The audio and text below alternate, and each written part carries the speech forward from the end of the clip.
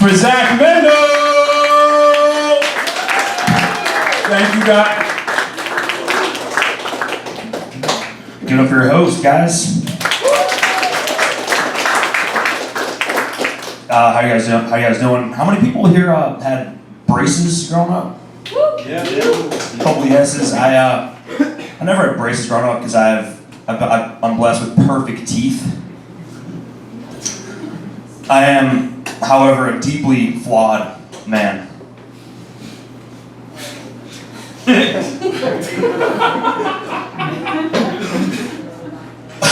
All right, yeah. My grandma recently saw a clip of me doing stand-up. She said, "Zachary, I didn't like your jokes, but you look like a stand-up comedian," which is a brutal place to be. It's like telling someone, "You got the triceps of a poet." What does that mean, Grandma? Reminds me of a time. One time, I slept with a girl and she told me I was actually pretty good in bed. So I didn't need that advert. That was a hurtful advert. You know what I mean?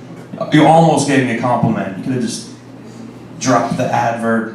I am Jewish, not very religious, but I did have a bar mitzvah. For those of you guys not familiar, bar mitzvah is an ancient Jewish ritual where families from the tri-state area show off their wealth.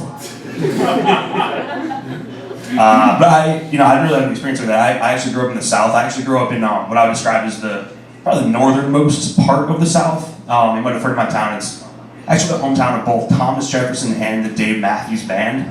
It's also a town you might have heard of if you keep up on white nationalist rallies. I grew up in Charlottesville, Virginia. Seville in the house. We got one Virginia guy. Where are you from? I'm from Nova, but I live in Blacksburg. Okay. Go Who's. I don't know what to tell you. Anyway, I'll stop with the regional specific stuff. You guys don't care. But I don't know. Growing up in an area with not a lot of Jews, it's very different than growing up here because up here people have these lavish events. They have these parties with a theme of bar mitzvah party with a theme like the New York Yankees or Broadway theme party. The theme of my bar mitzvah was just Jew.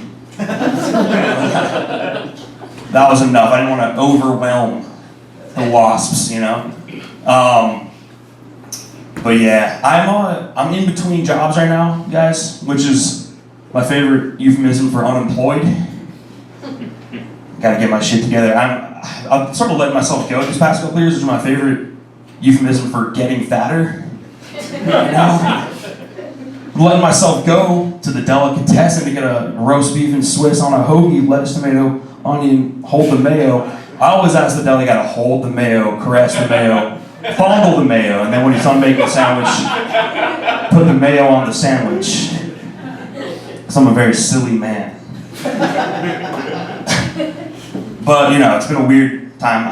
My BMI has been going up, net worth's been going down. Self-esteem is pretty stagnant. Steady, lukewarm self-esteem, That's my superpower, I guess. But yeah. There's a fly. This fly wants hopping on this set, but fuck that guy. He didn't bring 3 audience members, as far as I know. But there's rules here. There's a higher, you know what I mean? You gotta pay your dues to get stage time. Guys, I have been trying to improve myself. I did take a break from drinking recently. Don't clap. I said I took a break from drinking. It was a short-lived experiment. I'm not a permanent lifestyle change, But I did take a break. I found myself when I was giving sobriety a go. I found myself drinking a lot of mocktails. You guys know mocktails? Basically, they're just non-alcoholic cocktails, or in other words, cocktails that mock you for paying $16 for fruit juice. Mocktails are basically cocktails without the bitter taste of alcohol, and also without the sweet taste of forgetting your problems. That's what a mocktail is. But I'm back on the sauce, guys. Back in the real world. Thanks for clapping. But I'm glad I took a break because I feel like I learned some stuff about myself when I was taking a break. For instance, I'm better at doing this. Sober, I don't drink at shows anymore. And if I'm being honest with myself, I think I'm better at everything when I'm sober, except for feeling joy. All right, you guys can fun. My name's Zach Mandell.